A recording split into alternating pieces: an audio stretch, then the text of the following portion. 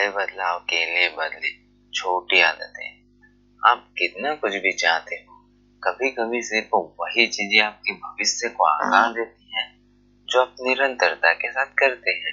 यह एक छोटा सा लेकिन एक शक्तिशाली प्रभाव है। अच्छी आदतें हमें अपने मंजिल तक पहुंचा सकती हैं, वहीं हमारे अंदर बसी कुछ बुरी आदतें हमें एक ही जगह पर स्थिर रखते हुए अधूरे रहने पर मजबूर कर सकती हैं।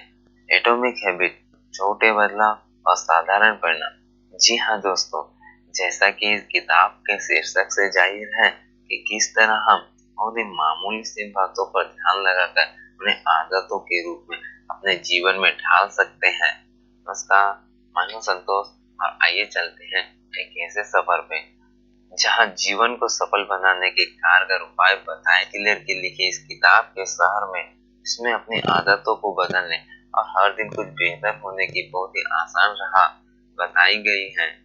एटॉमिक हैबिट एक ऐसी प्रैक्टिकल गाइड है जिसमें अच्छी आदतें कैसे बनाएं, बुरी आदतें को कैसे छोड़े और हर दिन 1% बेहतर कैसे बने, इस बारे में विस्तार से बताया गया है।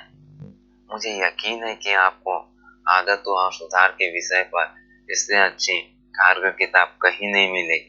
लेखक के अनुसार यहाँ यह जानना जरूरी है कि अगर आपको अपनी आदतों को बदलने में परेशानी हो रही है तो समस्या आप नहीं, समस्या है आपका सिस्टम।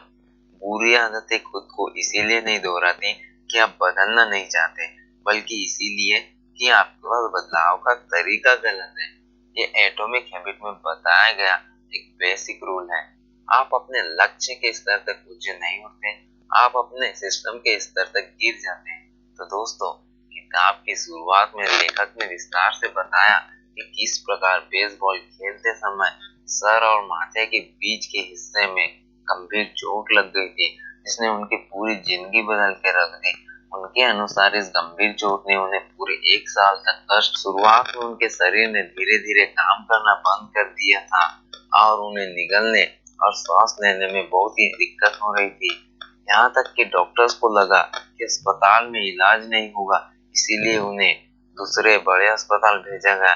पहले उनके नाक की हड्डी टूट गई, फिर उसी समय दिमाग की सूजन की वजह से वे कोमा में चले गए और फिर आंखों की तकलीफ ने उन्हें लंबे अरसों तक बिस्तर पर रखा।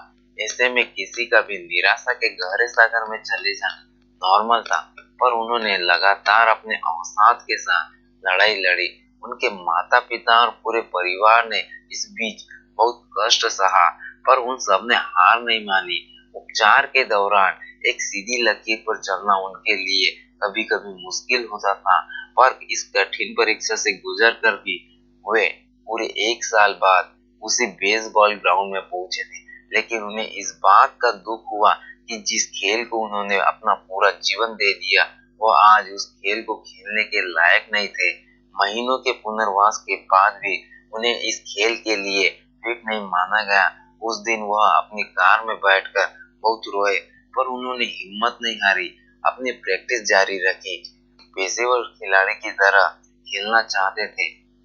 हाई स्कूल में बहुत खराब प्रदर्शन के बाद भी उन्हें यह विश्वास था कि एक दिन इस खेल के महान खिलाड़ी बनेंगे, और वे यह भी जानते थे कि हालात बदलने के लिए उन्हें भरपूर प्रयास करना पड़ेगा। अस्पताल में कई महीने रहने के बाद उन्होंने सिर्फ यही सोचा कि वह किस तरह मैदान में लौटे, और चोट लगने के पूरे 2 साल बाद एडमिशन लिया, और वो उनके जीवन का निर्णायक मोड़ था, एक नई शुरुआत थी। ये वही जगह थी जहां उन्होंने जाना कि छोटी आदतों का कितना महत्वपूर्ण परिणाम हो सकते हैं। आदत आपका वह व्यवहार जो नियमित रूप से नजर आता है, और किस तरह व्यवहार आपके जीवन बना और बिगाड़ सकता है, जानेंगे इस किताब के सार में। आप बने रहिएगा हमारे साथ हमारे इस सफर में। Thank you for watching.